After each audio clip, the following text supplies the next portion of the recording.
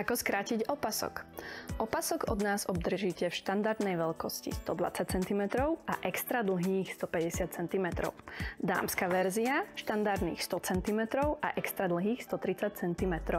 Nasadte si na seba opasok, aby ste vedeli, ako vám padne. Špička opasku by mala byť vzdialená od spony 15 cm.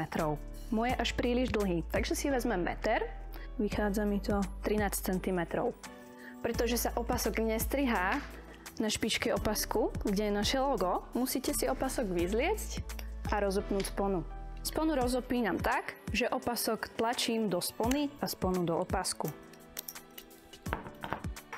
Opasok vyvlečiem a teda opasok strihám z časti, kde bola pripnutá spona. Odmeraných 13 cm si naznačím na opasku, vezmem nožnice, striham ako po masle. Opasok sa párať nebude, pretože pri výrobe sú časti kože zlepené, následne obšité a skrátenú časť opasku drží pohromade spona, takže neexistuje situácia, kde by sa mohol opasok párať. Opasok si môžem navliecť na seba.